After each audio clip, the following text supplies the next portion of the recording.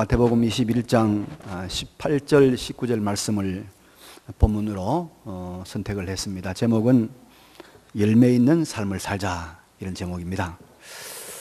러시아 출신의 세계적인 대문호인 톨스토이라는 사람을 아실 겁니다. 이 사람은 늘 항상 세 가지 물음을 가슴에 안고 살았다고 합니다. 첫째는 이 세상에서 가장 중요한 사람은 누구인가? 둘째는 이 세상에서 가장 중요한 일은 무엇인가? 이 세상에서 가장 중요한 시간은 언제인가? 그런 질문을 안고 살았답니다. 그런데 그의 대답이 있습니다. 그의 대답은 가장 중요한 사람은 지금 내 앞에 있는 사람이다. 가장 중요한 일은 지금 내가 하고 있는 일이다. 가장 중요한 시간은 지금 바로 이 시간이다. 이 시간이 여러분 가장 중요한 시간인 줄 알고 하나님의 말씀을 집중해서 들으시기 바랍니다. 예수님께서 우리의 구원을 위해서 이 땅에 오셔서 3년 동안의 공생애를 사시다가 마지막 1주간을 예루살렘에서 보내시게 됩니다. 그리고 마지막에는 골고다 언덕에서 우리의 죄값을 대신 치르는 대속의 십자가 죽음을 죽으셨습니다. 그런데 예수님께서 예루살렘에서 이 마지막 이 최후의 1주간을 보내신 이 기간의 행적들, 사건들은 우리에게 굉장히 많은 교훈을 주고 있고, 또 복음서는 그 기간의 많은 사건들을 우리에게 전해주고 있습니다. 오늘 본문도 최후의 1주간을 보내시면서 둘째 날 예수님께서 행하신 일 중에 하나입니다. 예수님께서 예루살렘에서 조금 떨어진 베다니 마을에 주무시고 예루살렘으로 이른 아침에 성으로 들어가십니다. 그런데 성으로 들어가신 예수님이 굉장히 시장했습니다. 배가 고팠습니다. 그런데 배가 고팠는데 길가에 한 무화과 나무가 눈에 들어오는 것입니다. 잎사귀가 청청해서 무엇인가 거기 가면 있을 것 같습니다. 그래서 거기서 무화과 나무를 하나 따서 먹을까 해서 그 무화과 나무에 가까이 갔는데, 근데 이 나무에 작은 열매는 그냥 열매가 하나도 없는 겁니다. 잎만 무성해, 잎만 무성해. 근데 예수님이 거기서 이상한 말씀 하셨어요. 나무에게 이렇게 말씀하십니다. 이제부터 영원토록 네가 열매를 맺지 못하리라. 그런 말씀하셨는데 그 나무가 그만 말라버린 거예요. 바짝 타버린 거예요. 이런 놀라운 일이 생겨난 것입니다. 여러분, 우리가 이 사건이 주는 아주 깊은 교훈을 잘 생각을 해야 됩니다. 먼저 이 사건에 대해서 오해하면 안 되는 것이 있어서 제가 이것을 살피고 넘어가려고 합니다. 오늘 이 사건은 마가복음 11장에도 나옵니다. 11장 12절에도 나오는데 거기에는 이런 말씀이 덧붙여져 있어요. 예수님께서 무화과 열매를 얻지 못하였다 해놓고 거기는 이 때가 무화과의 때가 아닙니다. 일어났단 말이죠. 그렇다면 여러분, 예수님은 무화과 때가 아닌, 열매를 열 때가 아닌 그 나무에 가서 나무가 열매 없다고 저주를 하면 예수님 좀 잘못된 거 아닌가? 그런 생각을 할 수 있겠죠. 그래서 우리가 잘 아는 그 유명한 박애주의자 슈바이처라는 사람을 아시죠? 이 사람은 참 훌륭한 박애주의자이지만은 이 사람은 예수님의 신성을 믿지 않은 분이에요. 그래서 이 사람이 이렇게 말했어요. 예수님이 자기 앞에 닥쳐올 십자가 죽음을 앞두고 겁이 나서, 너 흥분해서 정신이 없어서 그랬다, 그런 해석을 합니다. 아니죠? 아닙니다. 자, 왜 이제 우리 번역에 이렇게 말이 다른가를 좀 제가 설명하려고 하는데요. 이스라엘에서는 겨울 동안, 이스라엘 겨울은 우기라고 그러는데 한 5개월 동안 이 무화과 나무가 아주 바짝 말라서 앙상한 가지로 있습니다. 그러다가 이제 6월절이 되면은 예수님이 활동할 이때쯤입니다. 되면은 조그마한 잎사귀와 함께 첫 열매가 맺히는 거예요. 첫 열매. 첫 무화과 열매가 맺힙니다. 그리고 여름 동안에 이 무화과 나무가 계속해서 한 5번 정도 무화과 열매를 맺습니다. 그런데 이스라엘 사람들은 그 첫 번째 무화과 나무를, 무화과 열매를 뭐라고 그러냐? 파게라고 그러냐. 히브리 말로 파게라고 그러고, 두 번째부터 열리는 무화과 나무를 테나라, 그래서 첫 번째 열매와 두 번째 이후에 열리는 이 무화과 열매를 구분을 해요. 구분해요. 그래서 지금 예수님께서 가셨을 때 이 첫 번째 무화과 파게는 열리는 철이 맞습니다. 그런데 두 번째, 세 번째 열리는 이 테나라고 하는 그 무화과가 열리는 철은 아니었다, 그 말입니다. 그러니까 마가는 이 테나라고 하는 무화과 철은 아니었다. 그러나 실제는 이 파게의 철은 맞다, 이 말입니다. 자, 이제 그래서 무화과 나무 기사는 당시의 일반적인 상식에 전혀 문제가 없는 그런 사실 보도입니다. 이제 이 사건을 통해서 성령이 우리에게 주시는 교훈을 한번 찾아보려고 합니다. 첫째는 여러분, 주님이 시장하셔서 이 무화과 나무를 찾아가신, 그 주님께서 무화과 열매를 찾아가신 거, 그걸 좀 생각해 보아야 할 것 같아요. 여러분, 사람의 필요 중에서 가장 절박한 필요가 무엇이냐 하면 그건 바로 먹는 문제입니다. 먹는 문제. 배를 채우는 것입니다. 그래서 주님이 시장에서 무화과 나무를 찾아가는 것은 주님의 절박한 필요가 있었다. 절박한 주님의 필요가 있었다. 그래서 이 무화과 나무 열매는 주님의 절박한 필요를 상징하고 있는 겁니다. 이 레위기서에 보면 여러분 재미있는 이야기가 있습니다. 이스라엘 사람들은 배가 고프면 말이죠, 아무 자기 주인이 아니라도 아무나의 밭이나 과수원에 들어가서 마음대로 곡식을 훑어서 먹으면 돼요. 과일 따먹으면 돼요. 그런데 그것을 가져 나오면 안 돼요. 그 안에서 배불리 먹는 것은 하나도 죄가 되지 않습니다. 그래서 저도 이게 참 좋은 풍습이다 이래서 제가 한때는 식당에 가서도 밥을 먹고 돈 안 주고 나와도 괜찮겠지. 근데 큰일 납니다, 요즘은요. 식당에 가서 밥을 먹고 나오면, 여기는 밥값이 천차만별이잖아요. 뭐 5만짜리도 있고 10만짜리도 있단 말이죠. 그렇습니다. 자, 주님이 시장하셔서 무화과 나무에 가셨다는 것은, 무화과 열매를 찾았다는 것은 주님의 절박한 필요가 있다는 거예요. 주님의 절박한 필요. 여러분, 예수님이 배가 고픈 사람이 먹을 것을 간절히 찾는 것처럼 주님이 간절히 바라시는 바가 있다는 거예요. 그러면 여러분, 우리 주님이 간절히 바라시는 바가 무엇일까요? 우리가 주님이 간절히 바라는 바, 바로 이 무화과 열매, 이걸 우리가 마련해 드리는 것이 우리의 급수무 아니겠습니까? 2016년도에 또 우리 자신이, 우리 교회가 주님의 절박한 이 필요를 알아서 그것을 얼마나 우리가 채워드렸을까, 무엇이었을까 생각해 봐야 되겠죠. 저는 지난 금요일에 목동 이대병원 중환자실에 가서 뇌사 상태로 한 달 이상 누워있는 39살 난 젊은이를 끌어안고 제가 하나님 말씀을 읽어주고 기도하고, 물론 못 듣죠. 뇌사 상태니까 기계로 호흡을 하고 있는 상태입니다.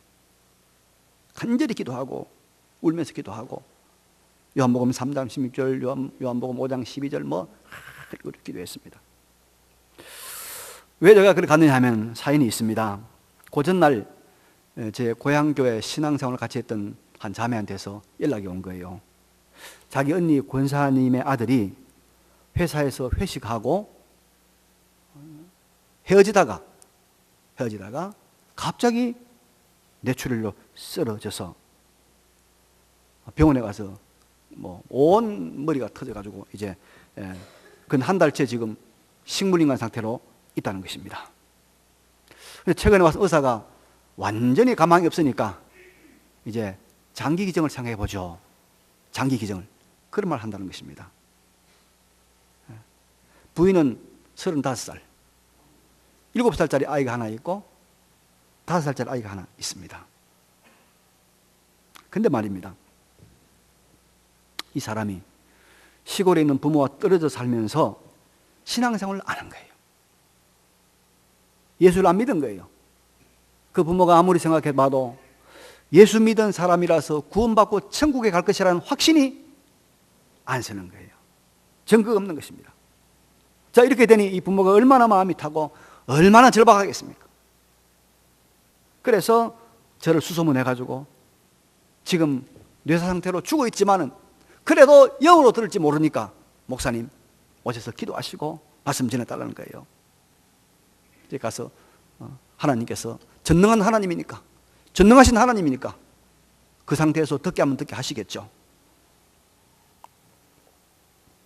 여러분, 사람들이 그래 말하잖아요. 야, 뭐 뭐니 해도 머니가 제일이다. 뭐니 해도 돈이 제일이다. 그런데요, 그거 아닙니다. 뭐니 해도 뭐죠? 구원 문제가 제일입니다. 구원 문제. 영원한 생명을 얻는 구원 문제가 제일 절박한 문제 아닙니까? 사람은 일찍 죽든지 늦게 죽든지 한 번은 반드시 죽습니다. 다 죽습니다. 이것을 의미 사람은 아무도 없는 것입니다. 근데 여러분, 우리 한 번 죽고 난 다음에는 그 다음에는 두 개의 세계가 펼쳐집니다. 두 개가 펼쳐집니다. 두 개의 영원한 세계가 펼쳐집니다. 하나는 음부요, 하나는 지옥입니다. 하나는 낙원이요, 하나는 천국입니다. 음부 지옥은 여러분, 이거는 영원한 불못, 용광로 불에 던져져서 하나님의 은총은 완전히 상실된 깜깜한 어둠, 생활의 끝없는 불안, 영과 육의 적극적인 고통, 양심의 번뇌와 절망과 실망, 그것이 무한히 계속되는 세계가 음부와 지옥입니다. 그래서 마태복음 13장 40절에 그런즉 가라지를 거두어 불에 사르는 것 같이 세상 끝에도 그러하리라. 인자가 그 천사들을 보내리니 그들이 그 나라에서 모든 넘어지게 하는 것과 또 불법을 행하는 자들을 거두어내어 풀무불에 던져 넣으리니 거기서 울며 이를 갈게 되리라. 하나님의 말씀입니다. 풀무불에 던져 넣으리라. 거기서 절망과 후회와 가슴을 치면서 이를 간다는 것입니다, 여러분. 이것이 바로 죽음 후에 우리가 맞이해야 되는 두 길 중에 한 길입니다.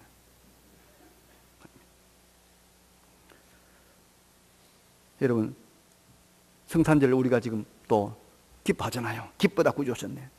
축하하고 노래합니다. 그런데 예수님이 이 세상에 왜 오셨죠? 뭐 때문에 오셨습니까? 바로 이 영원한 음부와 지옥에서 심판받을 우리 인생을 거기서 구원하려고 오신 거예요. 거기서 구원하려고. 예수님이 이 세상에 오신 목적이 바로 그것입니다, 여러분. 구원하려고. 인생을 구원하려고. 그래서 이 무화과 열매는 바로 주님께서 그렇게 시장하셔서 찾아갔었던 무화과 열매는 바로 뭐냐? 바로 구원의 열매입니다. 구원의 열매. 벌써 길거리에 빨간 모금함을 들고 모금하는 구세군들이 등장하죠.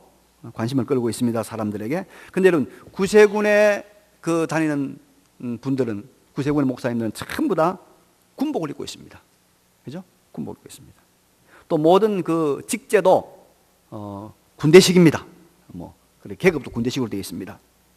그게 왜 그러냐면 이 구세군을 시작한 영국의 윌리엄 부스라는 분이 무서운 지옥을 봤습니다. 지옥을 깨달았어요.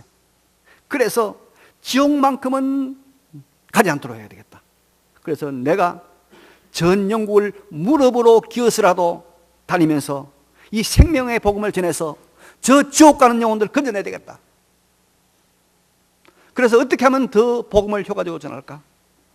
군대식의 철저한 전도 조직을 만들어야 되겠다. 이래서 나온 것이 여러분 구세군입니다. 구세군.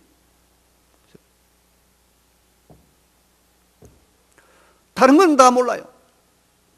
우리가 이것만은 면해야 될 거 아니냐 이 말이야. 이 영원한 지옥만큼 면해야 될 거 아닙니까 여러분?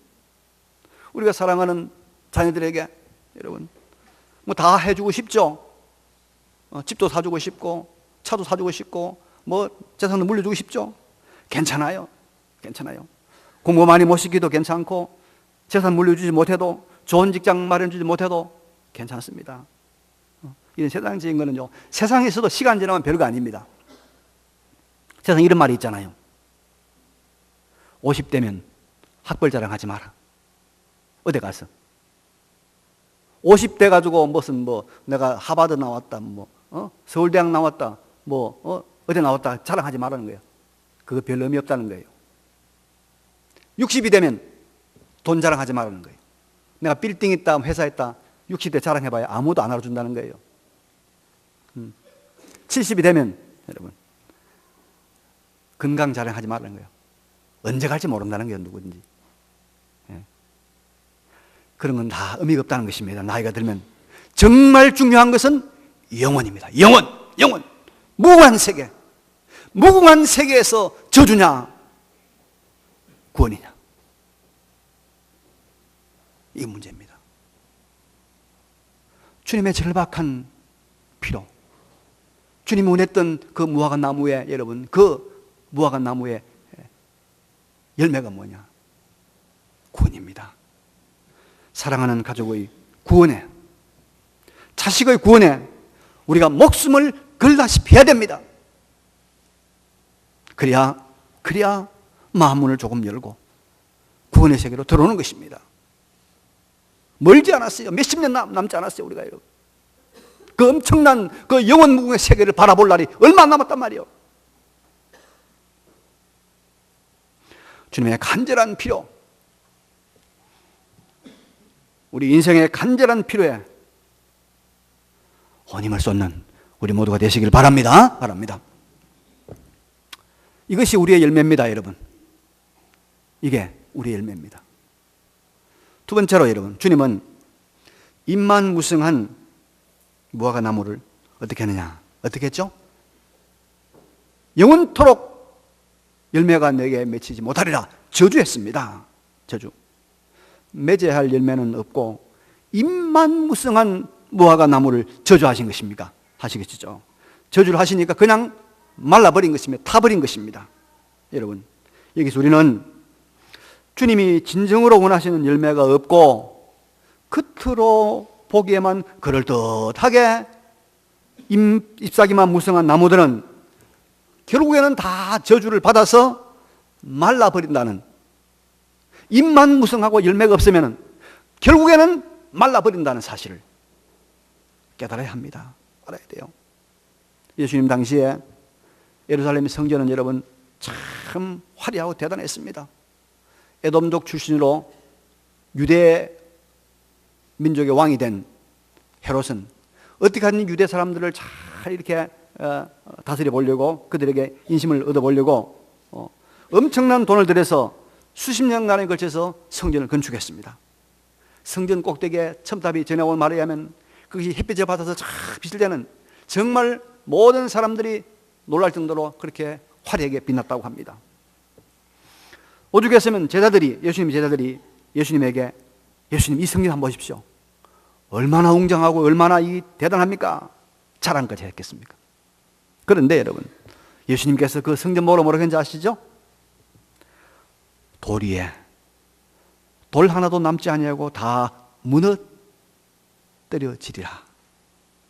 완전히 파괴된다는 것입니다. 실제로 주 70년에 예루살렘 이 성전은 로마에 의해서 파괴됐습니다. 완전히 해파되고 지금은 서쪽의 작은 벽 하나가 통곡의 벽이라는 그런 이름으로 남아있을 뿐입니다. 왜 그렇게 되었을까요? 주님이 원하시는 열매, 만민의 기도하는 집, 영혼 구원의 요람이 되는 것, 그게 되지 못하고 돈만을 나는 강도들의 소굴이 되어버렸기 때문입니다. 주님이 그렇게 찾으시는 구원의 열매, 사람을 구원하는 이 열매는 없고 잎만 무성하니까 말라버린 것입니다. 여러분, 우리 믿는 사람들이 비행기를 타고 외국 갔다가 돌아오면 참 기분 좋은 게 있죠. 외국에 가면요, 뭐 기독교 국가라는 그런 나라도 가면 교회가 잘 없어요. 안 보여요.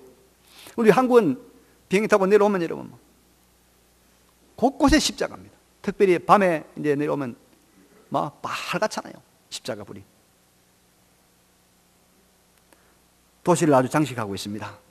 그만큼 우리 한국 교회는 잎이 무성한 교회입니다. 잎이 무성해. 교회의 건물들, 교회의 재산들, 교인들, 그죠? 또 뭐 교회 가진 복지기관, 교육기관, 정말 가진 자원을 말하면 푸른 잎들이 한없이 많은 교회입니다. 그러나 여러분, 잎이 아무리 많아도 열매가 없으면 뭐요? 말라버리고 마는 것입니다. 주님이 원하시는 열매, 주님의 간절한 절박한 주님의 소망, 잃어버린 영혼을 찾아서 구원하는 것, 그죠? 영원한 지옥에 갈 영혼들을 천국 백성으로 건져내는 것, 이 생명운동, 이 구원운동의 열매가 없으면 한국교회는 얼마 안 가서 그 재산, 그 건물, 그 기관들 다 말라버리고 말 것입니다. 소멸하고 마는 것이 시간 문제입니다, 여러분. 주님이 그걸 가르쳐 준 겁니다. 열매가 없으면 말라버린다. 잎만 무성하면 곧 말라버린다.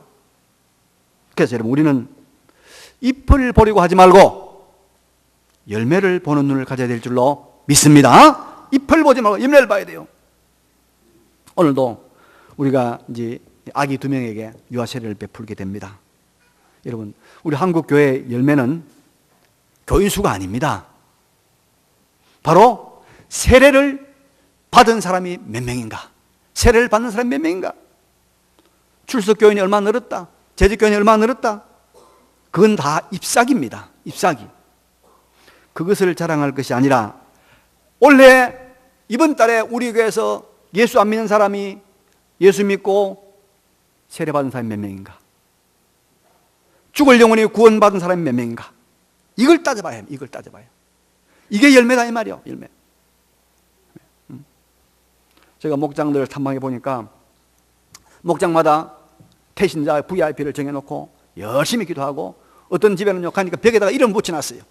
막 6명, 7명 이름을 붙여놓고 열심히 기도하는데 아마 우리 주님이 기뻐하시고 기도 이루어 주실 줄로 믿습니다. 믿습니다. 그래서 여러분, 우리가 하는 모든 일들의 우선순위는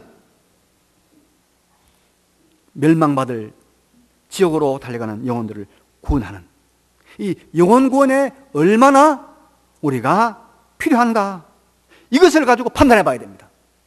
이걸 가지고. 그리고 우리의 일련의 성장, 우리의 또 부흥, 성공, 이런 것들의 평가도 얼마나 재정이 늘었는가, 얼마나 교인이 늘었는가, 이런 것 판단하지 말고 원래 안 믿는 사람을 몇 명 전도했는가, 예수 안 믿는 사람이 예수 믿고 얼마나 세례 받았는가, 이것을 가지고 평가해야 된단 말이에요. 이것을 가지고. 이걸 가지고 결산해야 됩니다, 여러분. 우리의 진정한 결산의 척도를 바로 정해야 됩니다. 내 인생에, 여러분, 내 인생에 결산을 한번 해보자고요. 나로 인해서 몇 명이 예수 믿게 됐는가? 아이를 많이 낳은 사람은 아이 낳게 되면 그 아이는 최소한 교회 다니잖아요. 네? 그래서 우리가 내가 지금 아무리 여러 가지 세상적인 것이 화려한 잎이 청청한 그런 참 잎사귀가 많은 그런 사람 같아 보이지만 이 열매가 없으면 곧 뭐요? 말라버린다. 말라버린다. 이건 역사가 주는 교훈입니다. 이 구원운동, 선교운동, 전도운동이 활발했던 나라는 언제나 여러분 경제적으로, 사회적으로, 정치적으로 굉장히 부흥했고요.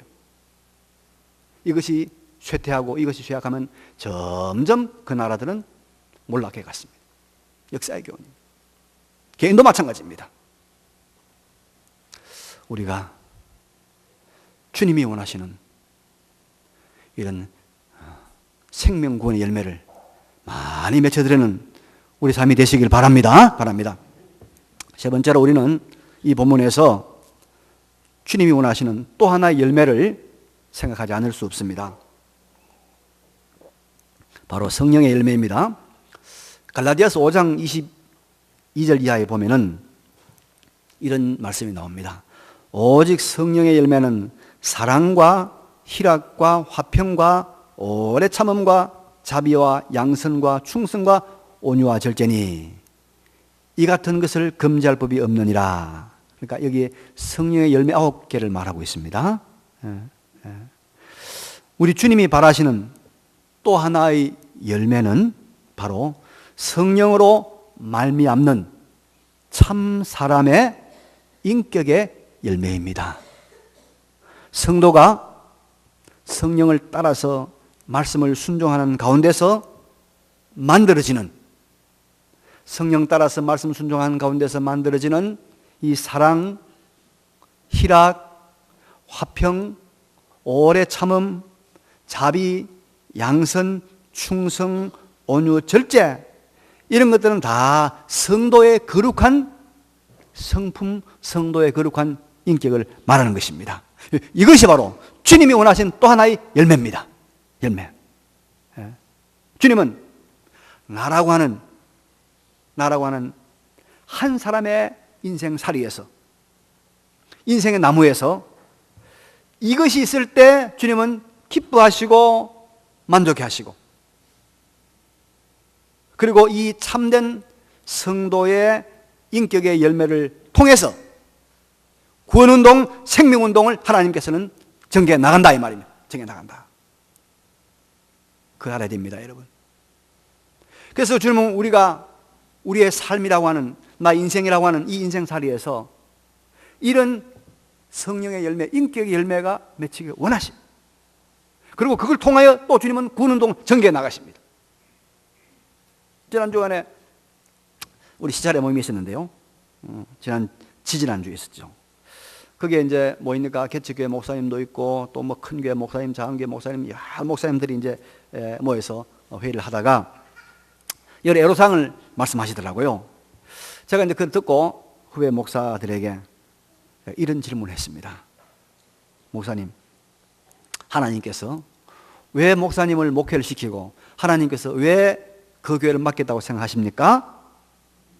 그러니까 목사님 뭘 의도하는가 의아해하고 있더라고요. 제가 그때 이런 말을 해주었습니다. 예, 목사님 한 사람 제대로 만들려고, 목사님 한 사람 제대로 만들려고 하나님께서 목회시키고 교회 맡겠습니다. 이런 목회자의 축복이 무엇이냐 하면요, 그 목회를 통해서 자기라는 사람이 만들어지는 것입니다. 성령의 열매가 그 가운데서 맺혀지는 것입니다.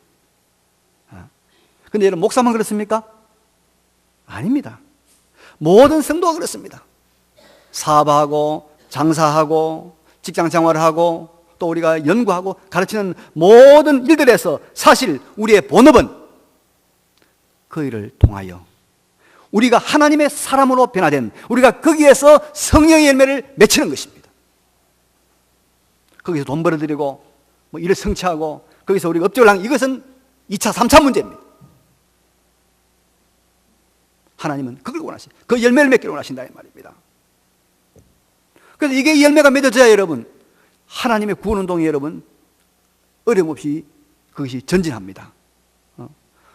예수 안 믿는 사람들이요, 예수 잘 믿는다고 하는 사람들에게 한 번 사기당하고 한 번 쏘으면요, 그 다음부터는 절대로 교회 안 옵니다. 예수 안 믿습니다. 그래서 우리가 성령의 열매를 맺어야 돼요. 인격이 변해야 돼요. 여러분, 남편에게 막 대들고 막 성질 부리고 막 남편에게 욕해놓고 교회 가다 가면 오겠어요? 그런 남편 절대로 안 와요. 절대로 안 와. 죽을 때까지 안 와요. 내가 주님이 원하시는 이 인격의 열매를 맺어야 하나님의 구원운동이 전진하는 거예요. 여러분, 가족 전도 제일 어렵습니다. 친구 전도 제일 어려워요. 친척 전도 제일 어려워요. 간이고 썰기고 다 빼놓은 절대 겸손의 사람이 되어야 가까운 사람들 따라오지 안 따라옵니다. 완전히 자신을 내려놓는 거룩한 사람이 되어야 불신 가족들이 문을 엽니다. 우리의 인격이 얼마나 변했는지, 우리가 얼마나 성령의 열매가 많이 맺혔는지, 이것을 가지고 우리의 일생을 한번 점수 매겨보자 이 말이에요. 금년 한 해 내가 얼마나 성령의 열매가 맺혔는가, 통장의 잔고가 얼마나 늘었는가, 그거 말고, 고객이 얼마나 많아지는가, 그거 말고, 나라는 이 사람이 어떤 성령의 열매가 맺어지고 어떤 인격으로 변화되었는가, 그걸 가지고 우리가 결산을 해보자 이 말이에요. 그게 우리 진정한 결산이라는 거예요. 결산이라는 거예요. 이 열매가 없으면 어떻게 해요? 주님이 어떻게 해요? 저주하시고, 그리고 말라버립니다. 말라버립니다. 예수를 잘 믿으면요, 당대에 하나님께서 물질의 복을 줍니다. 그 다음 때는 거기서 공부를 많이 인물이 나옵니다. 그래서 3대만 예수 믿으면요, 세상에 떵떵거리는 유명한 가문이 됩니다. 그런데요, 거기서 예수 진짜로 믿는 구원이 이루어지지 않으면, 거기서 참으로 하나님의 생명운동이 일어나지 않으면요, 얼마 있지 않으면 그 집안, 그 재산, 가문 다 무너집니다. 다 무너집니다.